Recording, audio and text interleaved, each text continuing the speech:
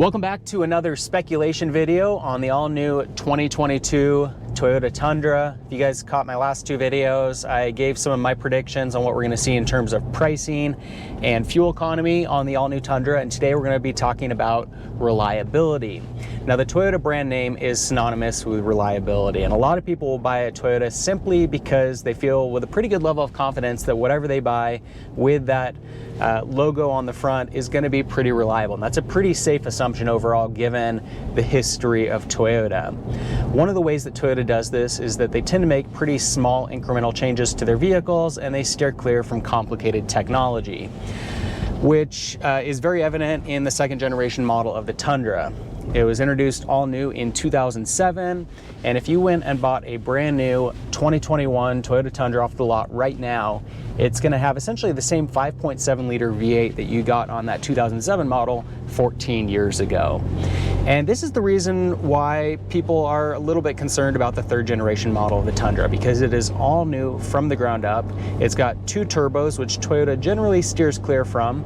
And if you get the iForce Max, it's got a hybrid powertrain. And Toyota certainly got experience with hybrids, but they haven't done any hybrids on a full-size truck or SUV to date, so that's going to be kind of a new territory for them as well. So there's definitely some things that are potential concerns on the Tundra, and in today's video I want to take a look at some test data from Toyota as a whole and make some predictions on what we're going to see on the third generation Tundra in terms of reliability, not only for the first year. Some people tend to be concerned about the first year of an all-new model, as well as going into the next few years that the third generation Tundra has been in production. One of the first areas of potential concern is the fact that the Tundra is all new from the ground up. And this is a legitimate concern, not only for the Tundra, but really for any vehicle out there when you get an all new generation, because the parts and pieces are new and they haven't really been tried and tested. Generally, an automaker over the course of the first few years of a new generation will work out some of the kinks, they'll improve their processes, and generally you see the reliability improve over those first few years. And that's one of the reasons why people feel very comfortable with, say, the second generation model of the Tundra. And the reason why Toyota makes these very small incremental changes is because you can go buy a brand new 2021 Tundra today, and you're going to feel pretty confident that it's going to be very reliable and durable for the long term. You've already got an example out there that's got over 1 million miles, plenty others out there with several 100,000 miles. And so there's a nice level of confidence in that. And so it brings up the concern with this all new model that we've got. Are there going to be issues? And so what I did for this first topic of conversation is basically took a look at all of the larger trucks and SUVs that Toyota has produced in essentially the last 20 years and take a look at the first year of production and then also the first 5 years of production and basically look at the reliability. And one thing I do want to point out for not only this segment of the video as well as for the other segments is I'm basically looking at Consumer Reports data for a variety of Toyota and Lexus vehicles. And Consumer Reports is a nonprofit consumer advocacy organization, and so they're essentially unbiased. They're basically taking data from existing owners, compiling that data, and then providing it to the public. And so it's a pretty good source in terms of reliability data. Now, unfortunately, I do need to use some notes for this video. We've got a lot of numbers. I try not to use notes generally, but for this one, there's just a lot of numbers, and so it's hard to memorize all that. So I apologize for having my phone out here. We'll start off by taking a look at the Tacoma, specifically the second generation model and the third generation. Consumer Reports data doesn't go back really any further than about 2000, so it's hard to get kind of those first years of the Tacoma. So starting off with the second generation model, again, it was all new in 2005. And what we see in 2005 is that it gets a 4 out of 5 rating for reliability, which is very good. That's average is basically a 3, and then a 4 is above average, 5 would be the best. So 4 is pretty stinking good. And then if you look at the first 5 years of that second generation model, we get a rating of 4.6 out of 5. So very good on that second generation model.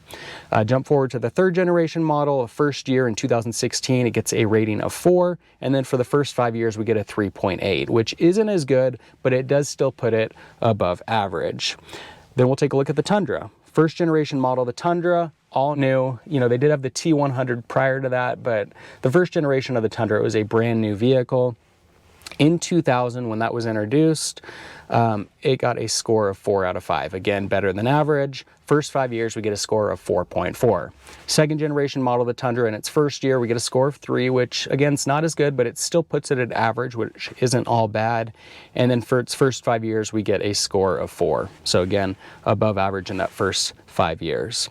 On the 4Runner, starting with the 4th generation model in 2003, when it was introduced, we get a score of 4 out of 5. For its first 5 years, we get a score of 4.8 out of 5. Very good score on that 4th generation model. And then for the 5th generation model, its first year in 2010, it gets a score of 5 out of 5. Very good for an all-new generation. And then for the first 5 years, that dropped slightly to a 4.2.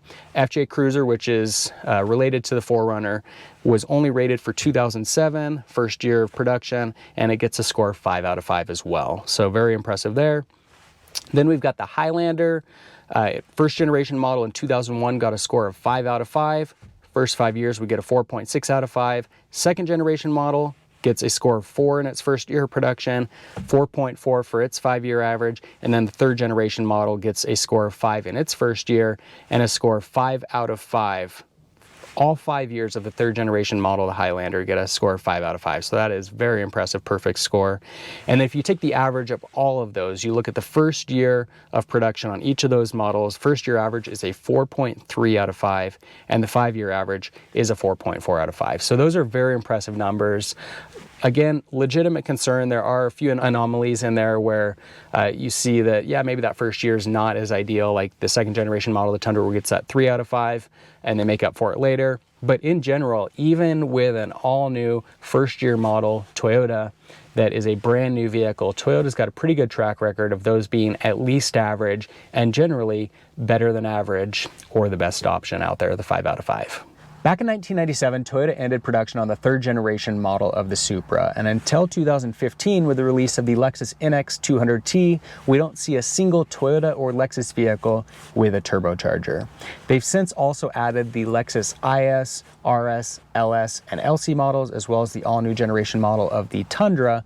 But what it basically tells us is that over the last couple of decades, the use of turbochargers on Toyota and Lexus vehicles has been extremely limited. And this is for good reason for a brand that cares about reliability and durability, because most people will tell you that it's not a matter of if a turbo will fail, but when it will fail.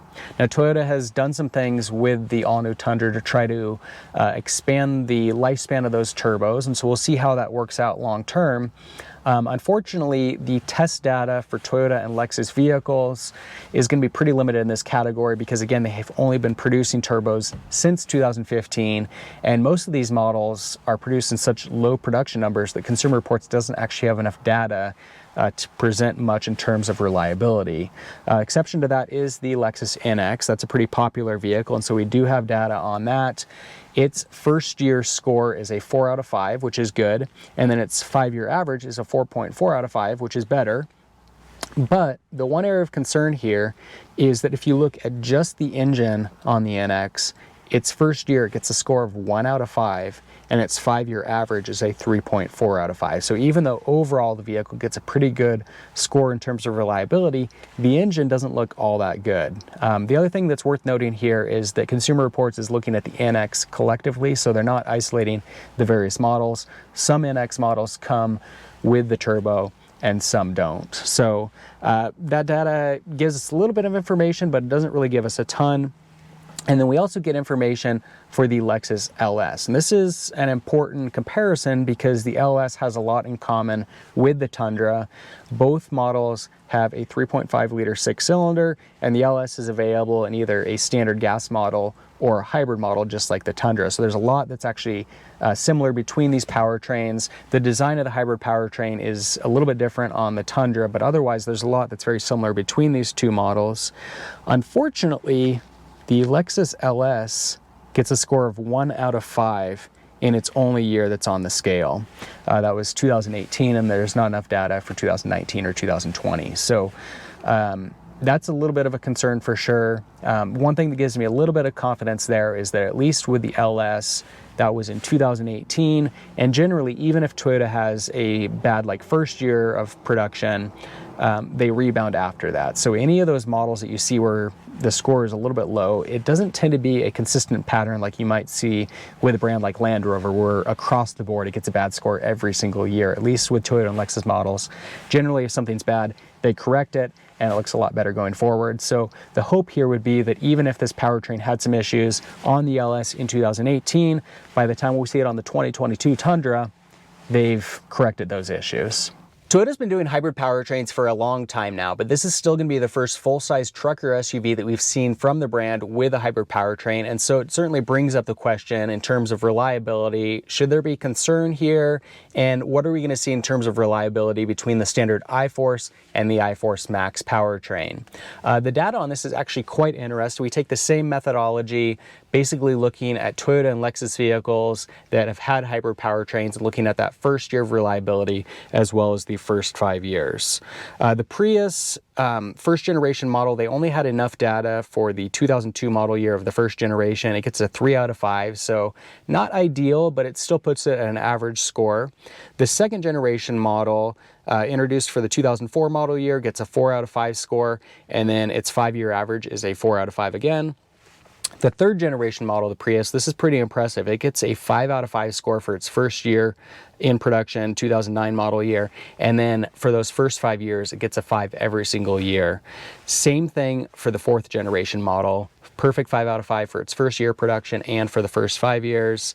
The Prius C was introduced for the 2012 model year. It gets a perfect 5 out of 5 as well in not only the first year as well as all 5 years of its production. And then we see the same thing for the Prius V, 5 out of 5 for its first year as well as its first 5 years. The Prius Prime, same thing there. 2017 through 2020, 5 out of 5 every single year. The Lexus CT200H was sold for 3 years. Perfect 5 out of 5 for those as well. And then the HS Hybrid, we've got enough data for 2010. It gets a perfect 5 out of 5 as well. Very impressive all in all those. That gives us a first year average of 4.9 out of 5 and a 5-year average of 4.5 out of 5. Those numbers are crazy. That actually in some ways implies that hybrid Toyotas are even more reliable than just their standard gas powertrains. So that's pretty interesting data for sure. Definitely gives me some confidence in the iForce Max that reliability on that should be pretty solid, at least as far as the hybrid powertrain goes, and probably not an area that you should be all that concerned about. So in general, the test data looks pretty good for the all-new Tundra, with the exception of what we saw with the Lexus NX and LS models. As far as the Tundra being an all-new model from the ground up, I don't have a whole lot of concern there. You look at other Toyota models, you know, trucks and SUVs that have been released in the last couple of decades, and they tend to be very reliable, whether they're an existing model that's used year after year or an all-new model. Likewise with the hybrid powertrain, very impressive reliability across the Toyota lineup when it comes to hybrids, and I think we're going to see the same thing with the iForce Max. I think that it's going to be very reliable, probably just as reliable as the standard iForce. It'll be interesting to see if it's actually more or less reliable, actually, given how good the data was on those models. And that brings us to the only area of concern, which is those turbochargers. And like I said before, a lot of people will tell you that those are going to fail no matter what. It's not a question of if, but when. And certainly the data that we see with the Lexus NX or the LS don't give us a ton of confidence, especially on the LS, given that that's got a lot in common with the Tundra in terms of the overall powertrain. The one thing that gives me some confidence there, though, is the fact that, you know, generally if we've got a bad year of reliability on any Toyota or Lexus model, they tend to take care of it within a year or two. So you don't see, you know, that consistent poor reliability year after year. And, you know, the fact that the NX and the LS got to be the guinea pigs is a good thing for the Tundra, because hopefully whatever issues they've had with those models will have been addressed and taken care of going into the Tundra. Would I say that the turbos on the Tundra are going to be problematic long term? Probably. I mean, I'd say that generally, those are going to have to be replaced at some point. Is it something you should be concerned about right away? Probably not. It's probably going to be, down the road, maybe in 10 years or something. Turbos might be something that go out, and they're certainly expensive to replace when they do fail. But the trade-off to that is that you get much better gas mileage and you still get a lot of power. And so, there's a balance there, and Toyota's trying to meet EPA standards. So, in some capacity, they've only got so much choice. As far as what I'd predict, as far as the overall reliability on the Tundra, I'm guessing, down the road when we're looking back at Consumer Reports data to 2022, I think we're going to see at least a 4 out of 5 reliability rating for the all-new Tundra. And I'd say that 5-year average is probably going to be somewhere in that 4 to 5 range out of 5. So I think it's going to be plenty reliable. There's definitely some concerns with it being an all-new model and having some more complex technology than what we generally see. But if you look at the data as a whole, I think there's a lot of data that points to the fact that it's probably going to be a pretty safe buy. Love to get your guys' comments and feedback in the comment section below. For more third generation Tundra videos, be sure to subscribe. And in the meantime, thanks for watching.